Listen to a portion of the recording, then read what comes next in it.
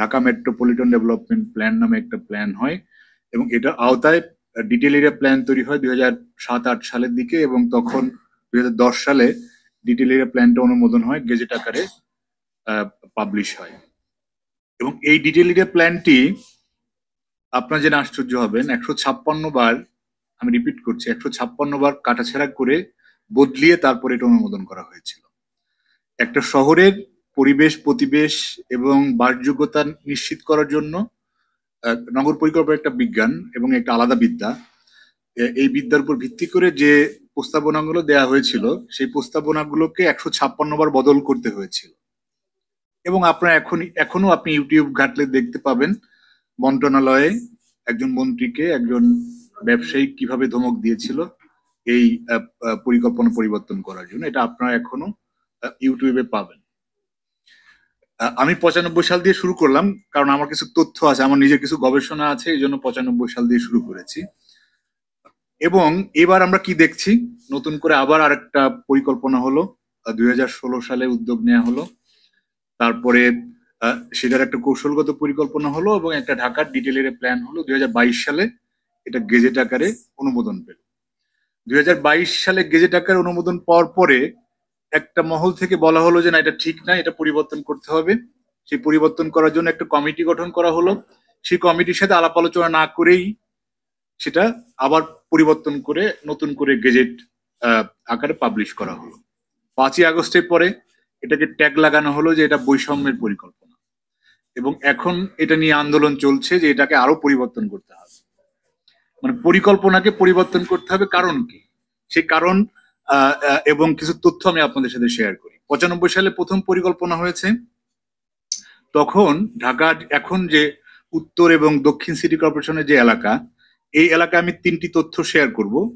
Built up area, যেহেতু এখানে প্রকৌশলী স্থপতি আছেন বা বিল্ট আপ এরিয়া আমরা সবাই বুঝি, সেটা ব্যাখ্যার প্রয়োজন নাই।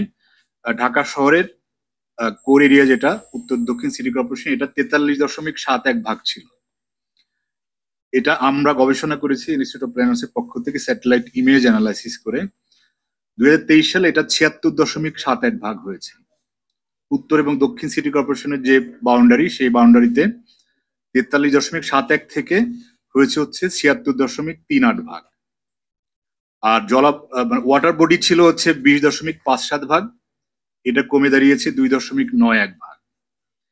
আর সবুজ এলাকা, যেটা সবুজ আচ্ছাদিত বা আমরা যদি বলি ট্রি বা গ্রিন এলাকা যেটা ছিল, সেটা হচ্ছে কৃষি জমি বাদে 20.02 ভাগ, যেটা এসে দাঁড়িয়েছে 9.12 ভাগ। স্যাটেলাইট ইমেজের তো কিছু এরর আছে, সেটা যদি আপনি বিশ্লেষণ করেন, এখানে 5 থেকে 7 ভাগ এরর যদি বিবেচনা করেন, তাহলে তারপরেও আপনার বিল্ট আপ এরিয়া হচ্ছে 75 ভাগ, জলাভূমি 20 ভাগ থেকে নেমে এসেছে 3 ভাগের নিচে, এবং সবুজ ভূমি 20 ভাগ থেকে নিচে নেমে এসেছে 9 ভাগ। এই তথ্যে আমাদের পৌঁছে গেছে আর কি। আইডিয়াল একটা শহরে কমপক্ষে 35 ভাগ হচ্ছে আপনার জলাভূমি, পানি এবং হচ্ছে সবুজ এলাকা থাকতে হয়।